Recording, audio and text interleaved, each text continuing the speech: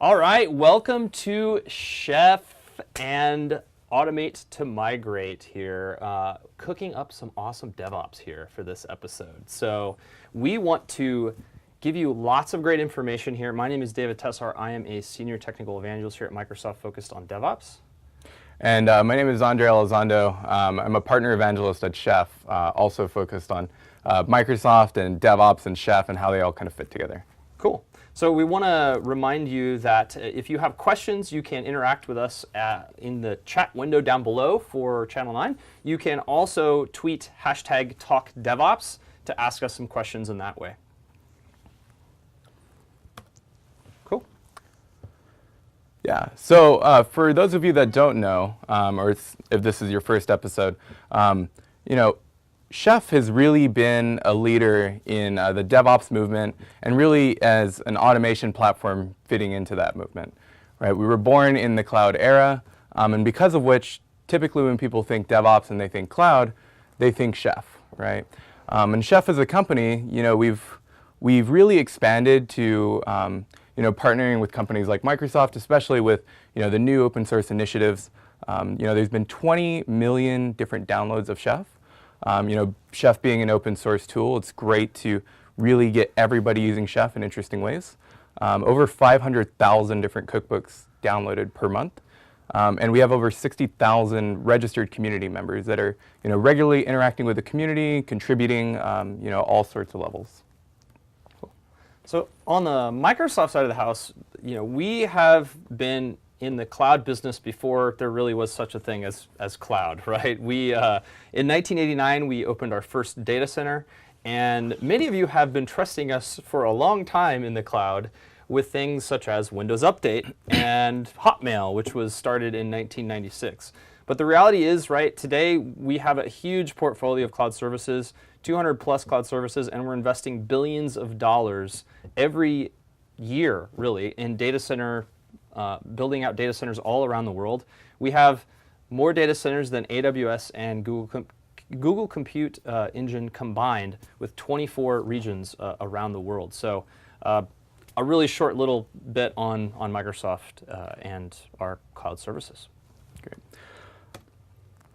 And one of the really important things of how we Chef view the influence of Chef in our industry is that the most enduring and transformative companies will use Chef to become fast, efficient, and innovative software-driven organizations. And I'm sure, David, you can speak to this as well as companies and people really in general start embracing DevOps, they really become faster, they become more efficient, and it makes you love your job a little bit more, right? And so that's really a key factor to why we try to get everybody using Chef in interesting ways, especially in interaction with things like Azure, right? Things like the cloud. Yeah, DevOps is not really of if or should we do it or not. It's a question of when. Right. Yeah. Definitely. And so, one of the things that we like to do is really highlight the three important key factors in really what makes a successful DevOps organization, right? And so, to embrace DevOps as you develop your infrastructure and you develop your applications, you really need to be able to ensure that all of your deployments and all of your infrastructure are verifiable, they're repeatable, and you can interact and change them in a very safe manner, right? And so that makes really those key ingredients below. So cloud, definitely embracing things like spending less calories on infrastructure, right? So gone are the days of racking and stacking a bunch of servers to increase capacity, right? And so embracing things like Azure and being able to hit an API and get resources is a key factor in really enabling a DevOps practice, right? Yeah, and this slide says the right way to DevOps, but I would say this is one, infrastructure as code, configuration management. We'll explain more specifically what those are, but those are some very key DevOps practices to get you moving towards DevOps. Certainly there's a lot more to DevOps, which is outside of the scope of this course today, teams and formations and metrics and culture and all these things, but I digress, so we'll keep going. Yeah. Totally. Yeah. But yeah, so cloud, automation, and culture. And really culture is that piece that really allows people to interact better with each other, and we have some more content on that a little bit later. But these are the really key pieces that when you think DevOps and you think how do we embrace DevOps, we think of cloud automation and embracing the culture, right? Totally. Okay. When it comes to cloud computing, I think it's really important here because we're talking about migration and migrating to the cloud. And most of you have probably seen this for a long time now. What is IaaS versus PaaS versus SaaS? In the context of what we're talking about today is primarily migrating virtual machines to, or bare metal to IaaS, right? And so it's important to point out that, when you move to, just because you move to, let's say, a VM in the cloud, doesn't necessarily mean that you have all the full benefits of everything in the cloud, everything that is available with like a PaaS or SaaS, but just setting that kind of context, right? So there is some advantages, of course, to IaaS, which you can see there, where we have the virtualization, the servers, the storage, and the networking, right? And the capacity is there, and being able to provision on demand and not having to manage a full-blown, kind of underlying physical infrastructure. So if we will go to the next slide, there is some context here. So Microsoft does have some tools to help you kind of what I'll call a lift and shift scenario for migration, which is really taking kind of those core VMs that you have and migrating those up to Azure as a VM in IaaS. And so one of the options that we have there is having Azure Site Recovery is the primary product that we offer to help you with this. Right now, you notice in the slide that I kind of put the little parentheses on the top there, which says protect and migrate your, in quotes, VM-based applications, because it is very much tied to virtual machines, and whether those are Linux or Windows doesn't really matter too much. But the underlying platforms, ASR or Azure Site Recovery does work with a number of different kind of host platforms. So Hyper-V is one, System Center is another. We actually have integrations for helping with that on VMware, as well as we have some tools with AWS migrations to with like EC2 instances and such over to Azure as well. It's important though to point out though with all of these kind of three options that you have here that it is very much like I mentioned.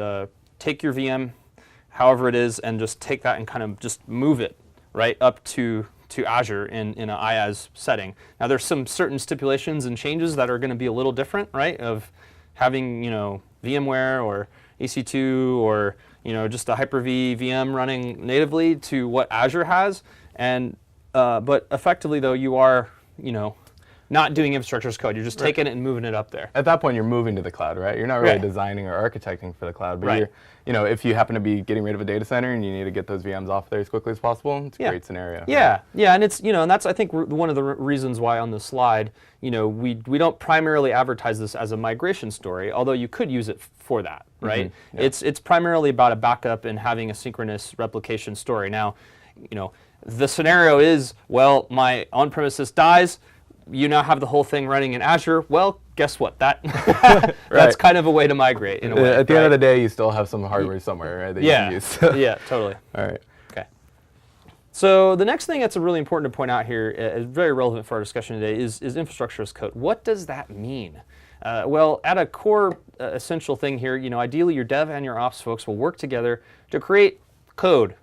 And that code, once you define things in that code, that's going to tell you what the infrastructure is, as well as the configuration of that infrastructure.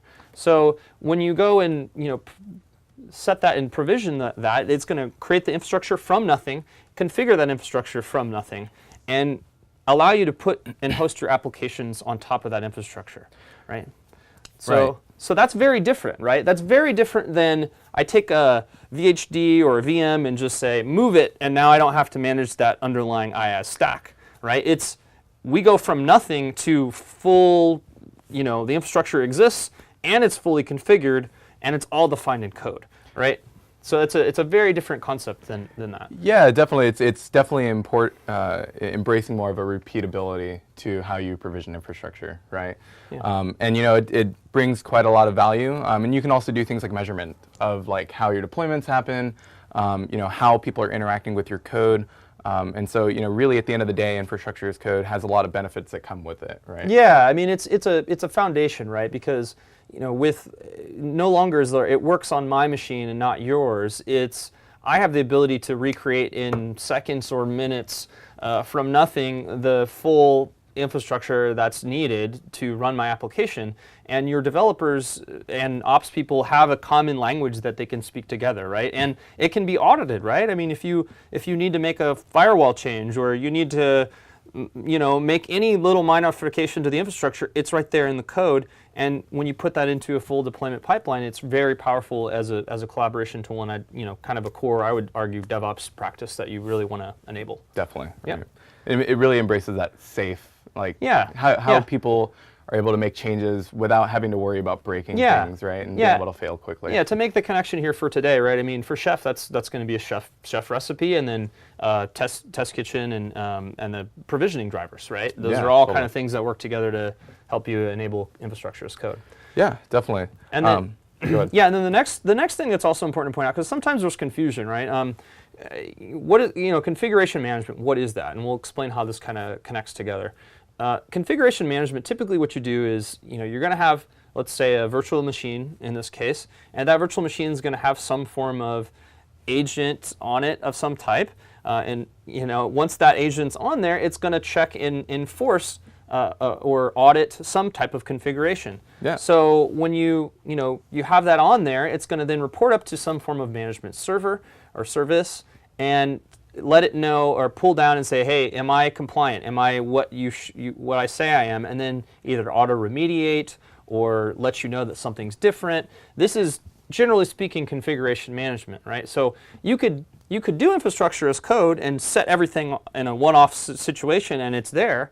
But then if you don't have that under configuration management, you won't necessarily know, did it change? Or if I need to push things out to 100 VMs, it's not as simple, right? Right. And so having that configuration management in place kind of helps you, get that next mile of things happening. Yeah. It's definitely like you said, right? Being able to do one change and have the calories spent on making that change instead of actually implementing that change, right? Which is definitely a big shift on ensuring that change happens safely, because that once it happens safely once, it's going to happen safely 100 times. Right. And that's one of those things where having that infrastructure as code foundation, and especially with what we're going to show you today here, Chef having Chef server would be the management service in this case, and then having the Chef client running on there to have this configuration management solution in place along with the recipe provides a powerful solution for a lot of different options that you wouldn't get if you just take a VM and move it to the cloud. Yeah, right? Totally. Yep. So, so up next, and so, really when you start embracing what infrastructure as code is, again, you get quite a few things as kind of like a default with that, right? Once you treat your infrastructure as code, you could do things to your infrastructure that you would do to any other code, right? So you could do things like version your infrastructure, right? When you have it defined in Chef code, we would definitely recommend you store it in source control. You collaborate on it via, whichever method of, branching or whatever you choose to do. But at the end of the day, what you get is a lot of consistency, right? Because for a fact that what you see in source code is what's running on the machines, right? And then also you're able to do things like automated testing, right? Because it is, just source code.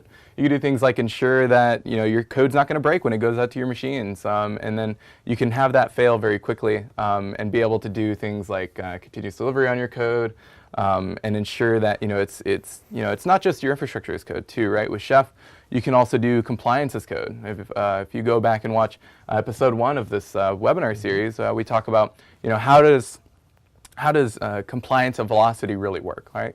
Like, what is the methodology behind that, and how does that make implementing a very fast way of delivering changes, but also keeping that really reliable, secure, and compliant infrastructure, right? Mm-hmm. And so we at Chef have kind of defined what we would consider the Chef workflow, right? And what that is basically how do you take your infrastructure from unmanaged to managed, and how do you continue to maintain that and develop upon it, and how do you do that in a very safe and repeatable way, right? And so there's a few steps to the Chef workflow that we'd like to kind of go over here. First off, you have to be able to assess your current state, right? If you don't know what your machines look like, it's really hard to be able to put that into code. right? If you don't know what you're writing as far as like a language, you can't really go out and like write a paragraph about it, right? Yeah. And we're going to help you a little bit with that later, because our goal here is like if you're in, hey, we have this mystery fragile artifact VM that that we don't know exactly what it is and nobody wants to touch it, but we do know we deploy stuff there, and there's a lot, It was John, right? That's kind of that's John, right? Yeah. So there's that scenario. So we're going to help you start down that path of how to assess kind of where you're at. Yeah, and I think a big portion of that too is like really the thought process, right? Yeah. Like thinking of how you write your chef code and how you go through this initial step as being kind of walking yourself through what do things look like on the chef, on the system that I need chef to control, right? Like what's important to chef. So obviously, assessing your current state and kind of figuring out what's living on the machine now and how do you reproduce that. And then being able to build and test that configuration, right? So in this case, we're using chef recipes as being our configuration code that's going to run on that machine and ensure that it's brought up to the standard that we've written in our code, right? And this is a huge a piece of this is being able to do that anywhere from your laptop, right? Like as we'll show later, there's different tools within the chef ecosystem that make this particular step really a great experience. And then, one other thing within the chef workflow is that once you start treating your infrastructure as code, and once you start, pushing it out to your various, production development environments, that you're able to collaborate and promote that code into your infrastructure, with governance and approval processes, right? Like treating that like application code. If you were doing a release of your application, you would have similar processes, and so you would want to do the same thing to your chef code, right?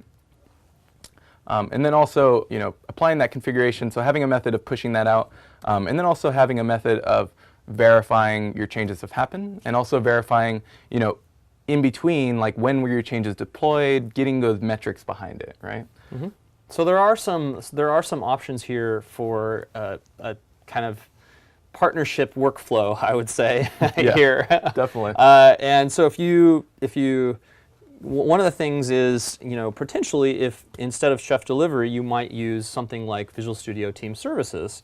And we have Chef task integration points so that if you wanted to, do some testing in an automated fashion through a deployment pipeline, right, you could enable that with Visual Studio Team Services or TFS. With Visual Studio Team Services, that's our cloud service that we update every 3 weeks. And then roughly every quarter, TFS gets that same functionality on premises. So, even if you have your source code in GitHub or whatever, like you can still use our build test automation system to push chef recipes, chef code out to wherever you want, whether that's Azure or wherever else, using those two kind of products. And they're both super powerful tools, right? I think what it is just what feels right for you, right? Right. And at the end of the day, if you like the way it looks or you like the way it works, the workflow behind it, both tools are super powerful. Yeah. And at the end of the day, they both want the same thing. Yeah, yeah. And then with Chef Server, of course, you can have an option to run that on Azure. But, yeah, cool. Yeah. And to make this easier, actually, the Chef Server and the Chef Compliance image are actually available out of the marketplace, right? Yeah, in the Azure talked Marketplace. about that last time. Absolutely. And inside of the Chef Server is actually Chef Analytics as well. So most of these pieces you can go today and go ahead and try this implementation yourself. And so as far as like applying, how do you do a cloud migration to the Chef workflow, right? Like we were kind of thinking about this, and really it kind of comes down to 3 main steps, right? You have to be able to describe your current state, like we kind of mentioned earlier, and you have to be able to have that short feedback loop, right? And as David, you could probably testify to this, is like if you make a change and you have to wait like 2 hours before you see that change, pushed out, and you see a breakage, you start getting tired of it. It's not really fun to do. It might be, a very long, planned out task.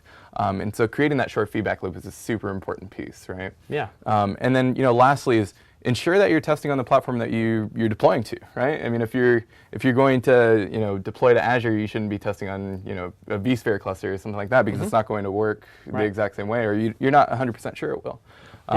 Yeah, and so that first step, I mean, that's kind of where probably we expect a lot of you are, is, again, you don't necessarily know, you don't have any infrastructure as code at all, and it's just this VM is running, it's working, and, what do we do? How do we go from that to, full, infrastructure as code configuration management type of solution? So yeah, that's what we're going to help you with. And we do have a question from Ian, which says, can the framework processes be used for things outside the realm of server migration data centers? So this is kind of what we're talking about here.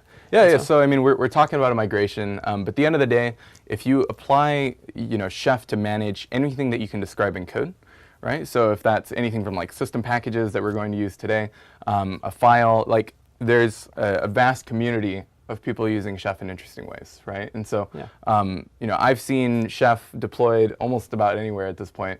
And so it's not really specific to running in a massive data center or just for a cloud migration. We can guarantee that if you use Chef, if you have no configuration management today, you're going to be more successful and you're going to like your job more, right? Yeah, I mean, I don't think any ops person really enjoys going through 50-page doc and tons of steps and just to deploy something. It's like, no, you don't want to deal with that. Or right? getting woken up at 3 a.m. because somebody said it worked in development, right? Yeah, well, yeah, and so core principles, right? You need to get away from fragile artifacts and get infrastructure as code is the kind of the cure to help with that, right? It's reproducible, it's immutable. You can blow your server away, recreate it in minutes, and have it ready to go. Totally. So we have another question from John, which says, what happens when we're finished moving to DevOps and have automated our way out of our jobs? So I will say there's a lot loaded in here. I would say that there's never a time where you're like done. Like checkbox, I got DevOps and I'm done now, right? It's a continuous improvement and it's a journey, right? So I would even say that for everybody who's a lot of people point to Microsoft, Facebook, Netflix, like they're still improving. They're still thinking of new ways to improve, right? You're not like arrived, right? Like it's a muscle to be built. It's a continual process. That's for sure. And I would suggest the whole automated away your jobs thing. I would actually argue that there's automation. It doesn't mean your job's going to go away. Your job will likely look different, and that automation piece is like. It's going to happen, I mean, honestly. So you can either be a part of that or not, and it's probably better that you be a part of that. I'd recommend looking at, cross-promoting here a little bit, but the DevOps Dimension episode 1, and we talked with a service engineer or just a kind of a modern ops person who's gone through a pre-DevOps and a post-DevOps days of what their role looks like. It's different. So anyway, let's keep going. Let's see the demo. Let's dive in. Sure, definitely. So. Let's try this out. And we highly encourage everybody watching, if you have questions, please feel free to tweet out to Talk DevOps, right? And so we'll continue to handle questions. Please feel free to ask your questions as you think about them. And so what we're going to do is we're going to try this out in a scenario where we have our application, right? And it's called Parts Unlimited. Maybe if you want to talk about what is that application? Yeah, sure. So Parts Unlimited, there's actually two versions. There's a Parts Unlimited MRP app and a Parts Unlimited app. The Parts Unlimited is and this whole scenario is modeled after the Phoenix project, where there's the Parts Unlimited project that's in there. And the MRP was kind of the outsourced application, right? It's the one that somebody else has control of. We're not really sure what it looks like, and it happens to be really nothing Microsoft. It's a Ubuntu Linux VM running Tomcat and Java and MongoDB, and the only thing that really is Microsoft is that it happens to run on Azure. So that's kind of the foundation for our demoscape here. But you could assume that that Ubuntu VM is that VM in your data center that is like we do stuff with it or we don't touch it. We're not really sure how it's built. Built by John. Yeah. John made it about 5 years ago. That's John right. left the company. We don't really know what it does, but we tried to take it down one time and it kind of broke everything. Yeah, we really don't like to deploy updates to it because things go Still bad. running like Ubuntu Hardy. And our weekends are shot, right? Yeah, exactly. Yeah. And so the first thing that we need to do in this scenario, right, is we need to be able to describe our current state. Right, and there's a few different tips to be able to help you out with this. And by the way, if you want to be able to go do this tutorial on your own, it is hosted up on GitHub, right? And there's a hands-on lab to kind of walk you through individual pieces that we're doing today. And then there's also some content on learnchef.com if you were to go there and select the scenario you'd like and really learn more about Chef. But the first thing we're going to do is we're going to, get into that system, right? Like it exists today, so we have it in our test scenario, and we're going to kind of see what that system looks like, right? And so let's go ahead and So yeah, to be clear too, that the HOL is not going through these steps specifically. It's kind of like, hey, here's what a Chef server on Azure looks like, as well as how to kind of deploy that and have the server and the nodes in Azure being all provisioned. So it's not necessarily a one-to-one mapping, but it definitely gets you more familiar with Azure and Chef for sure. So let's just get that going. Yep. Interesting time to have Hey, well, that's fault, part, right? that's part of the part live. of the demo, that's yeah. Part of live. It's live. Let's man. do it That's live. what we do. Let's see. So we have to set the context here. We have a this VM running, and so it's running with a Vagrant driver here. So, but for all intents and purposes, you could assume that's bare metal server or just a VM running on your platform of wherever it happens to be running for that scenario that we're talking about. Yeah, so this VM is running locally, so we're going to go ahead and hit localhost and try to hit the endpoint of our application. There right? we go. So. Yeah, so that's our MRP app that we don't really know. We know it's got a web front end, and it probably has Tomcat or something, but I don't really know all the bits and pieces. Right? It's just this thing that's going and it's working. Right. Right. It kind of works. We can click through it. It's pretty slow. We probably should improve the hardware, but we're kind of scared of it. Right? Yeah. Okay. And so the first step is a lot of companies, really most people, I would say, the first step to kind of figuring out how to describe your infrastructure as code. Is start looking at your documentation, right? If you have documentation, usually that's kind of how those servers are built. Kind of dig in there and see those kind of things that you might need, right? So like in our case, we happen to have pretty verbose documentation here for our Parts Unlimited app, but not everybody's going to have Everybody's going to have that. Yeah, right. you may not have a build guide for your your server, because if you did, then that would be an awesome place to then put that into code. But you might have, like, for instance, a release note thing. If you have that 40-page guide on how to push stuff to this VM, that might provide some clues as to what's on the machine as well. Yeah, totally. Yeah. And I mean, we can also do things like if we were to log into that VM, right? So in this case, we're using Test Kitchen to create our scenario, which we'll talk a little bit about more later. But we can log into the VM, and we're just going to check some processes, kind of see what's running, and start using that to kind of dig down what we need to start defining, right? So let's just kind of take a look. All right, we can see. So you typed that really fast. What was the command you just typed there? Yeah, so for anybody who's a Linux expert, this kind of just came by default. Just so you know, yeah. Yeah, but we just write. Right, we're doing top here, right? And that's just going to look at the currently running processes and kind of sort them by whichever ones are taking up the most memory or CPU. Right. And so we can kind of see by just running that, like we've got Mongo running here, we've got Java running, right? So we can kind of start digging out like what are the kind of things that we're going to need to describe. Yeah. Right. So we now know, hey, this thing looks like it has a MongoDB. Looks like it's running some Java. Looks like it's running Tomcat. Right. You could do the full list to start to go through the whole thing if you really wanted, right? Yeah, we can like look at IP tables rules or whatever like that, right? We could start doing the kind of progression.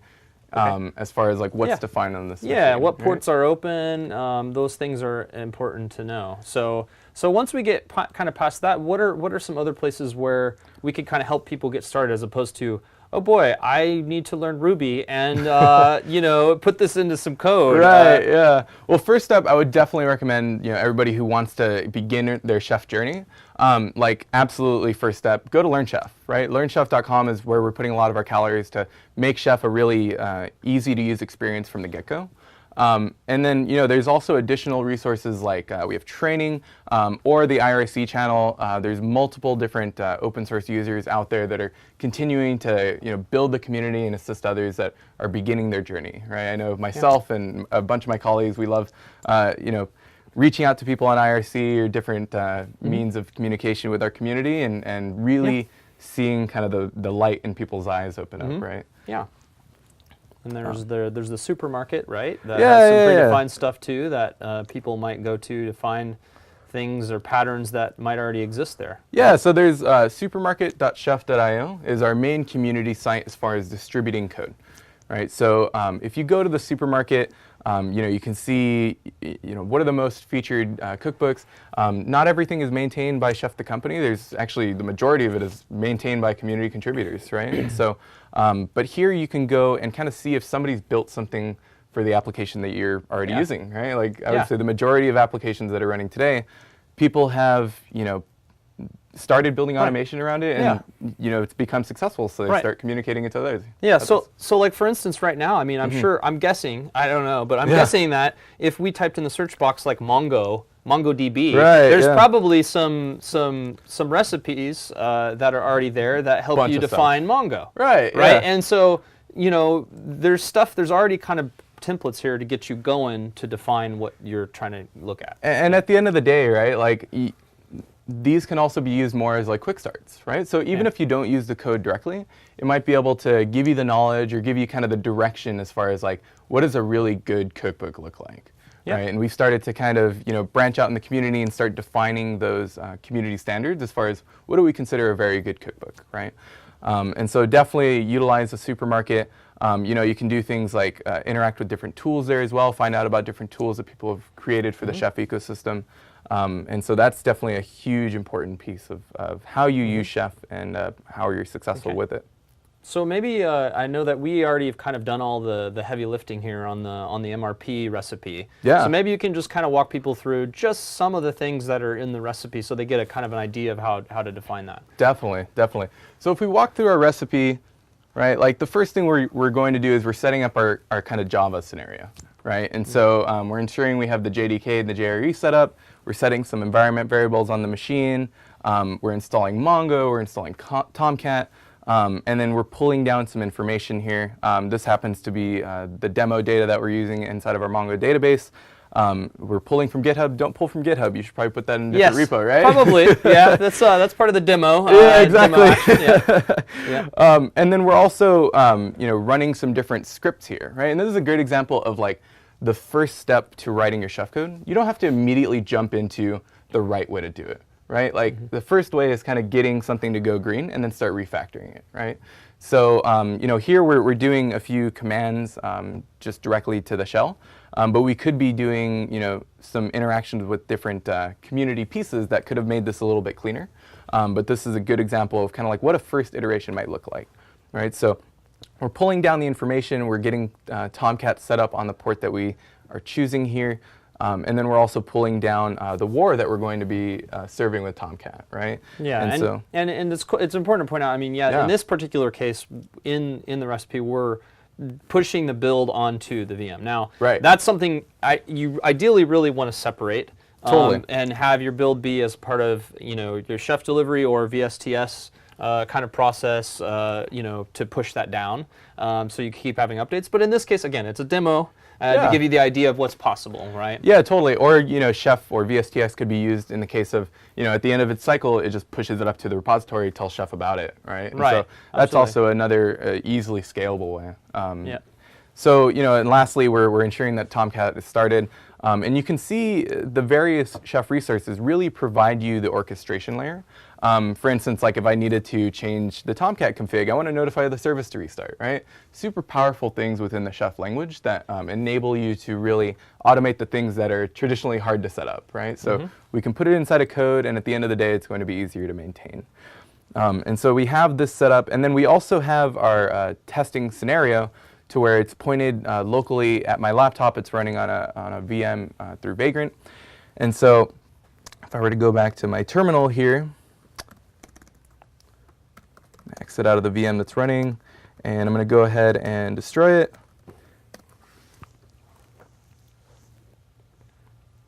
So while that's going, we do have a question here, which is from Michael that says, what is the story with the DSC Chef integration within the cloud? So there is there is a long answer to this, and in fact, if you go watch the Jeffrey Snover Chef Conf session, he spends like half an hour on just kind of really answering that question. But in short, DSC and Chef are better together. And so it's not you pick Chef or DSC. You can use them in conjunction with one another. And at the end of the day, you have your DSC community and you have your Chef community. And instead of separating those, you can actually really double the size of the community, right? So you can reuse DSC modules that may do it better in DSC, or Chef modules that might do it better in Chef, right? Right. So. And in terms of within the cloud, I would say that is relatively irrelevant. It's because DSC and Chef, in terms of where they interact is on the virtual machine. That virtual machine and that story is going to be the same whether you're in the cloud or whether you're on premises, right? The cloud makes a lot of other things interesting, but as it relates to the recipe and the DSC is kind of moot. Right? Yeah, totally, Yeah. totally. And so I went ahead and destroyed my VM. So I'm going to go ahead and initiate kind of the rebuilding of that VM to ensure that my chef code will build out that VM how we expected it, right? So Cool. It's definitely important to test repeatability before you do your migration, right? So building out the VM locally, it's go ahead and getting it set up, and then it's going to go ahead and run chef on So it. explain a little click deeper on Yeah. what you did. So you blew away your local VM. Right. And what did you run here to actually get this thing started up? What's going on? Yeah. It's a great question. So I'm using Test Kitchen in this scenario, right? And Test Kitchen is one of the many tools that's really key to being successful with the chef ecosystem, right? Okay. And Test Kitchen is built on a driver model, so there's integrations with Vagrant being the driver that we're using right now. Later we'll be using the Azure Resource Manager driver. Great community contribution by one of our community members out in the UK, Stuart Preston Pendrika. But there's integrations with multiple different platforms that you would want to be able to test on, right? And so what we did originally was we just did a kitchen destroy command, and now we're doing a kitchen converge command.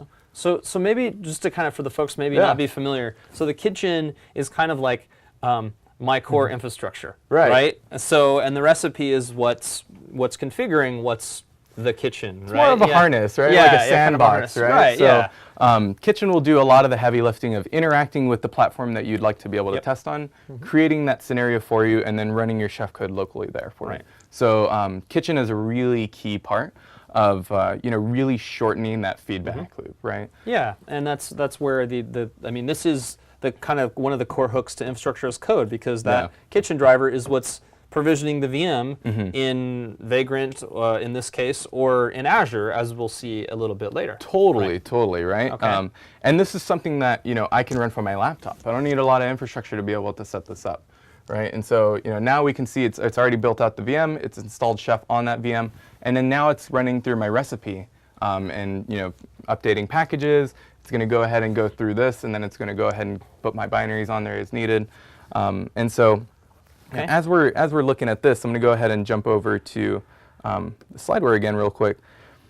And we're using Test Kitchen right now, but it's really just a small piece of the entire testing ecosystem that's out there, right? We could be using things like inspec to do, instead of manually testing your changes after you've created them, you can have that all defined in code as well, right? So like if you expect the web page to be responding with a particular set of content, or you expect like a file to look like something, right? Like just really embracing more of that automated testing scenario.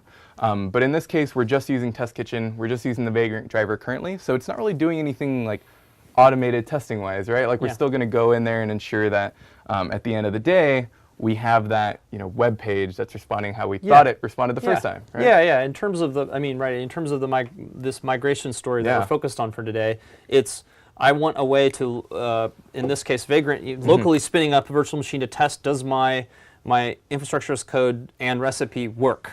Right. Right? And so I get a quick feedback loop on, here's the infrastructure, my recipe failed, or it works in general. Yeah. But as you're pointing out, like once you have things in code, you can do all kinds of other stuff that are much more advanced on testing various aspects, like, is the firewall port equal to this thing? I want to get notifies, alerts, whatever. Yeah. I mean, all kinds of scenarios that open up. But for just the purpose of migrations, you don't need to worry about all of that right now, right? At least in our scenario, Yeah, right? in our scenario, We're yeah. just hoping our code runs. Yeah, we just want to get this legacy virtual machine to not be so fragile anymore. Yeah, right? exactly. We're just trying to get some kind of sanity to this, Yeah, right? And so, there's other different kinds of testing here, like I mentioned.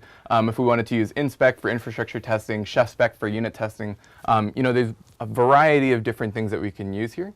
And then there, for instance, if we wanted to use something like Pester, right, on a Windows VM, where if we were using it in conjunction with DSC, it would be a great example. And there's some tutorials if you go to Learn Chef as well that really teach you a little bit of that local development, like what does writing testing mean, and how does it play into your overall workflow. Yeah. So let's go ahead and jump back over here. All right, so we could see that my machine built out correctly, and I'm going to go ahead and jump back over to my browser, and I'm going to refresh my page, and hopefully, it responded correctly, right? So Hey. we now know that we can build out this VM reliably on premise, right? But now we're going to go ahead and point it at Azure, right? And so first thing we're going to do is we're going to jump over to, we're going to jump back over to our code, and Test Kitchen gives us a really easy way to describe some of the scenarios. So what we're going to do is we're going to edit our scenario. It's going to be in our kitchen YAML. And in this case, we have things commented out so we could do our demo without failing, right? And so I'm going to go ahead and point it to the Azure RM driver here. And I'm going to go ahead and give the Azure RM driver the information that it needs to interact with the Azure RM API, right? And so now, let's go ahead and actually, yes.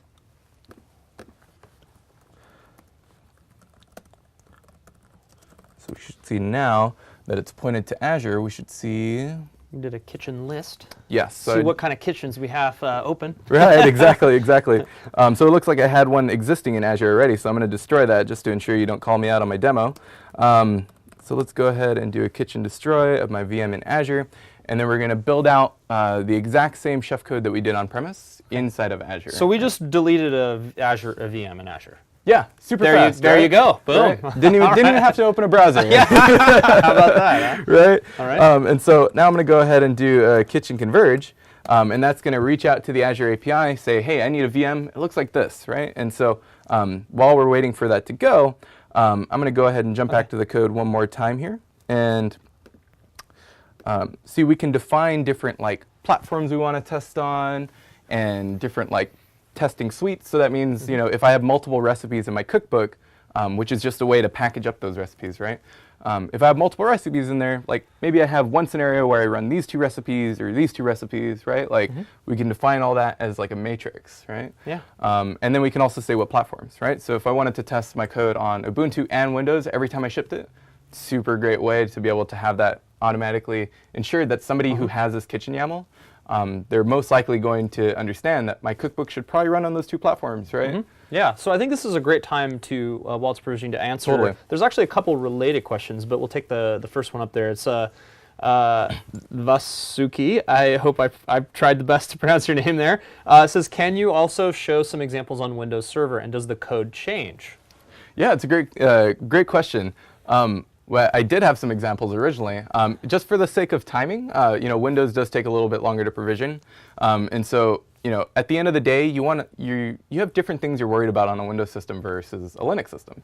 But what Chef gives you the power to do is you can put that logic inside a Chef to be able to say, I'm running on a Windows system, run this recipe, or I'm running on a Linux system, run this recipe, right? So maybe, if you even went to the supermarket and just typed Windows Server, I'm sure we could see the recipe codes that are up there. Yeah, totally. And what that would look like. In fact, as you're searching for different applications, you can actually expand your search options and select Windows as being your supported platform.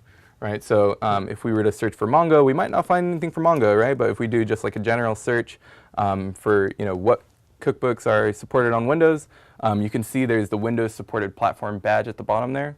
And so we can see multiple different things that are available for use. You can go download them today and use them on a Windows system, and they'll work right out of the box. Yeah, the code definitely is different, but it's the same concepts that you're learning here. So whether it's a Linux or Windows machine, the same flow of pattern you're going to have to do. It's just the code to describe it might be a little different, right? Totally. Yeah. So that's the big thing. And then the related question says from Akram says, I'm pretty familiar with Chef in Linux environments, but I want to try out Chef with Microsoft. Where can I find the major difference, say, in resource names and the replacement for SSH in Windows nodes? I would say first step is going back to Learn Chef again, and I'm going to keep repeating this because that's going to be the primary way that you learn Chef at the get-go.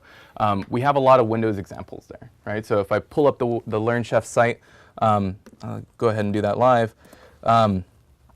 We can see if we go to the tutorials that a lot of our tutorials include a Windows example. So you can see how it runs on a Red Hat system or Ubuntu system, and all of these different tutorials are catered to if you were using Chef on that platform, right? Yeah. So it's a great way to initially get started. I would highly recommend if you're used to Chef on Linux, you're already going to start about 40% of the way, right? Because you already know the language. But if you want to figure out more of kind of the workflow and like more of the system level operating system things, first step would be learn Chef, and then definitely check out like the IRC channel, or just check out what's available on the supermarket. Yeah, right? I would complement that also with the PowerShell DSC. Totally. Because again, we mentioned those are great complementary things. There is also a place where there's a ton of predefined PowerShell DSC scripts that's out there, and I believe the Technic Gallery is at least one of the places that you can find that, and that gives you a lot of base options on configuring the Windows virtual machine code. And that can work together with Chef. So kind of two different options there to get you going in that space. Yeah, the DSC story is definitely, I would say, an awesome story for being able to see really the power of DSC, but also the orchestration and more of the community side behind the Chef ecosystem as well with it. Okay, I have to say that it's an unrelated note to this. You made a comment there, and you're like, we use Ubuntu because Windows is slow, and so I have to touch that one and say so. With Windows, right? I mean, it is something like that where we have a lot of evolution, right? And so spinning up a full-blown server GUI VM naturally is going to take a little more time because it's bigger and it's larger. But when you start to add in things like server core, or even what we have as Nano, like a 200 meg footprint or whatever it is, something like that. Like that's really, really fast, right? And so I think that in terms of defining recipes and things like that with Nano and kind of the future of things, that's more of an evolving space. But I think really part of the reason why we use this example is because we had it already there. We had it ready. We had it ready to go. So and also to show that not just Windows runs in Azure. Right. Exactly. So absolutely. Totally, we all love Linux. We all love Windows. That's right. So we're a little impartial there. Yeah. And so where are we jump at back with to my our VM provisioning? Great question.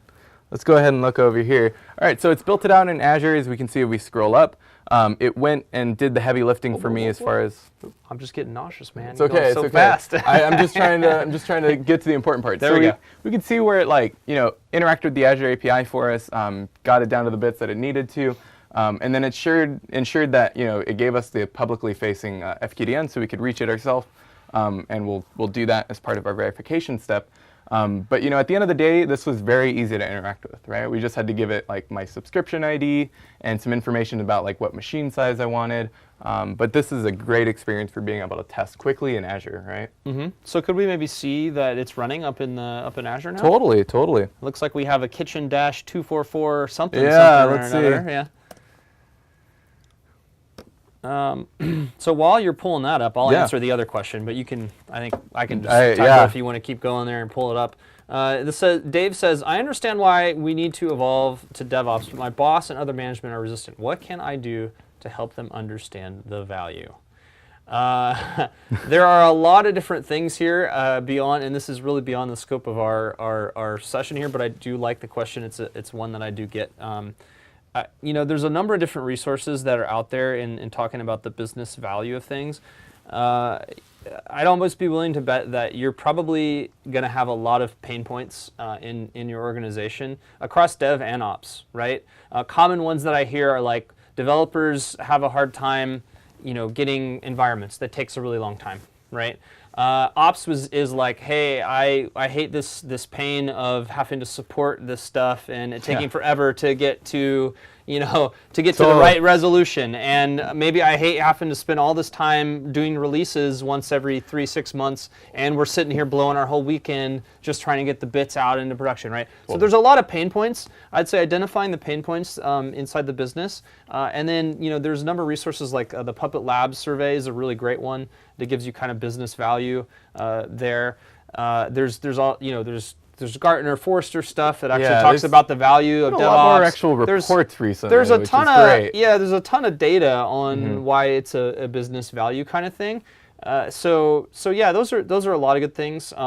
Stuff like if you have an option to do like ALM assessment or DevOps assessment and consulting with like things like value stream mapping, starts to highlight a lot of the problems across the Yeah. whole chain and stuff like that. So there's a lot of different options there, but I'll digress. And I would highly recommend, like, if you need a fictional way of like kind of getting the mindset of that, go read like the Phoenix Project or any of the DevOps books out there. Right. It's a great kind of like fictional way to kind of guide yourself through. If I was this person, how would I do it? Yeah, hand that to your boss and management chain, and I wouldn't say that's, some people, I think you maybe overuse that, but it's if there's really no idea of what DevOps is or no desire or idea of how that even matters, the Phoenix Project might get some sparks going, some ideas like, maybe I should start to see things differently. And also one thing that we like to, especially at Chef and being at Chef for a little while now, is start small. Don't try to boil the ocean, right? Like, implement Chef or implement some kind of configuration management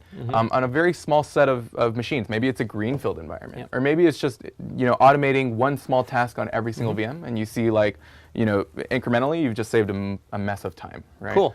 So yeah, if we're at the Azure portal, and we can see that my test kitchen driver created my resource group here and then deployed it into it, and then it created a virtual machine and it's running my code on it. And so now if we go back to my terminal, see at the very bottom here, probably just want to enter. All right, so now it's just installing Mongo, and it should be finishing up just a minute here. But one of the things that, going back to just getting a visual of this kind of stuff is, we're using the Azure RM driver right now, but there's a mess of different integrations and drivers for, the Test Kitchen tool that really allow you to, test on the platform that you choose, and also like how you do your verification afterwards, right? Like I mentioned, Pester, we have InSpec, Chef Spec, or excuse me, Server Spec, and it's really just a super powerful tool. So let's go ahead and jump back over.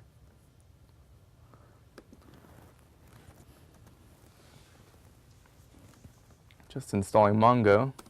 This is a live demo. Yeah, we have a lot going on here, right? Pretty live. We're going from base virtual machine that has nothing on it in Linux from the gallery to fully provisioned virtual machine, right? Yeah. And I could be also using this to continually bake my images, right? Yeah. I could be running Chef on here in order to, let's see, I got a timeout, but I'll go ahead and run that again because my code is idempotent. And so one of the really important things here as well is that I'm continually testing this, and I'm able to fail quickly, right? Like my failure here just took a minute or so, well, less than a minute or so. It took me about 10 seconds or so, right? But has to fail when it's live, so we'll give it that. So this is another important thing. You brought up the idempotent aspect. Yeah. This is another important benefit and thing with infrastructure as code, right? Like things failed, you apply it again, and it's going to know what's already there, and you can see how it's going a lot faster through the packages that already exist, and that way you can ensure that consistency, right? Now, obviously in this case, that configuration management is kind of a manual thing because we keep, as soon as we hit apply, it's going to keep trying to enforce it. But if you put that node under a Chef server management, then it should be there. And now it looks like we got it finished. It's finished in like what, 46 seconds? 46 seconds. There we go. Yeah. Failed quickly, and now I should be able to go up to that publicly facing IP address that I saw earlier. Or actually, I could probably just grab it directly from the portal, right? So I'm going to go ahead and go to my public IP here. And I'm going to grab my DNS name that I need to be able to interact with this machine. And I'm going to go ahead and hit it on port 9080. I think the /MRP. Yeah, so that was just the base Tomcat page that nobody wants. So we're going to go ahead and go to MRP. And we could see what's on. There we go. We're running in Azure. We're using WestUS Cloud App Azure.com FQDN, right? So great example of what that initial cloud migration could look like. Yeah. Obviously, super simple example, but it's more to kind of give you the fundamentals and walk you through the thought process. Right. Yeah. I mean, there's no way in an hour we have time to go through all the details, how to set up the test kitchen, and how to get all of the teach your chef. But just giving you an idea of the workflow, right? So you can see here, right, just to kind of walk through the model again of the flow, right? The first step is, I'd say, probably the hardest step for a lot of folks, especially if you've never done infrastructure as code, right? Is describing your environment and then putting it into code. And there's a lot of options, like we showed you how to do that. But once you kind of start to iterate and get that muscle going and get that base environment defined in infrastructure as code, things start to change, right? As you can Yeah, see here, definitely. as you can see here, right? I mean, it was like seconds for feedback and minutes to go from nothing that we to failed live, right? Yeah, you failed live. People learn that way, right? And Totally. you've got a VM in Azure that's the full thing, right? Exactly. It's the full Exactly. infrastructure, and if something changes, you can delete it and run it again, like you just did that, Right, right? exactly. Which is a different game than you were in before, right? With this fragile, Yeah. Couldn't fragile thing reproduce that it. you couldn't touch. John and made don't want to do it. the last episode. That's right, the John thing. Yeah, John is going to be a different kind of He's gonna be situation automating now. things, yeah. So one of the things we'd like to call out is that we open sourced this demo and we uploaded it to the Chef Supermarket. It's called MRP APP. As we had it open there, if you go to the Chef Supermarket, supermarket.chef.io, and you search for that MRP APP app, you'll be able to see that cookbook, use it, and create your own demo scenario, right? And it could definitely be complementary to the Learning Chef stuff. And the last bit really is just how important the community is to Chef. And that's really, as David, as I'm sure you've seen, and I've definitely seen, a differentiating factor between how infrastructures have traditionally managed their or how companies and people really have traditionally managed their infrastructure versus how when they embrace DevOps and they embrace Chef, that community factor, not just the code community as we saw in Supermarket, but also the people community, right? Yeah. Making that internal community is super valuable. Sharing code internally. And I'm sure you've seen that really successful at other companies as well. Yeah. So I just think about we do have back in May at the Ignite conference, we did me and Stephen Murawski did an interview with Kay Kara. Yeah, and totally. and they stated in that interview that was one of the main reasons why they decided to move forward with Chef, is because of the community aspect and helping their teams move from we've never done anything with Ruby or infrastructure as code to we got to get in and figure this out, right? And that was one of the reasons why they decided to go with that. Totally. And it's not just the code community. It's also the people community. So there's vast amounts of different DevOps meetups, Chef meetups. Highly encourage everyone out there to just go look for a meetup local to you. And if there's not one, see about starting one. Right? It's a great opportunity to be able to interface with different people who might be using Chef or some other tool in a different way.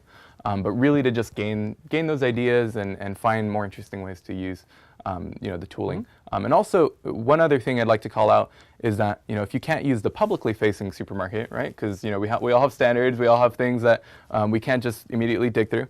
You can also deploy a Chef Supermarket internally, and so. The Supermarket is open source, even though it's run publicly on supermarket.chef.io. You can also go and deploy an internal Supermarket if that's the way that you want to be able to communicate code with other people within your company, right? Cool. Yeah. So we got, I think, another resource slide here. And Yeah. So we have, we are going to have another episode. So we don't have any definite time or definition of that right now, but It'll be great. Yeah, it will be awesome. We can't tell you exactly. It's so great we can't tell you what it is. That's right, so super secret right now. But we are going to, so tune back in for that. And then, of course, there's Chef on the Azure Marketplace, right? We mentioned earlier that there's a couple Chef server images that are up there. And then, you can do things like with the Azure RM driver and have Chef as one of those things that helps with the connection. Totally, and making testing easier. That's right. That's right. And also one thing we'd like to call out too is there's the easiest way to find the most up-to-date information with Chef on the Azure ecosystem is chef.io/solutions/Azure. That's going to be the easiest way for you to hit a one-stop shop and immediately deploy things out of the marketplace. It'll direct you right there. But that's definitely going to be the first place that you want to go if you want to just learn about how Chef works on Azure. And then also, there's another series that's hugely helpful, right? And I don't know if you want to talk about that a little bit, but it's a DevOps Dimension series. Yeah. So we started the show not too long ago, but it's really, we got I think 2 or 3 questions about DevOps and kind of more opinionated on the topics of what's going on there. And so DevOps Dimension might help you and your organization on making that kind of shift from people who have done it already, right?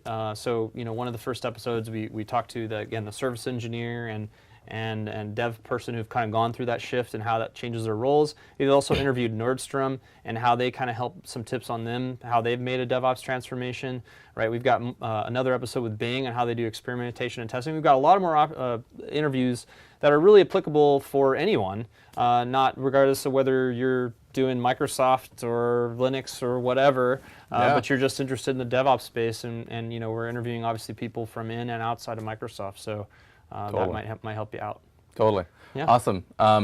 So thank you all for tuning in today. I don't know if David, if you want to say anything else. No, I think we're good. Yeah. Awesome. Yeah. So yeah, thanks so much for tuning in.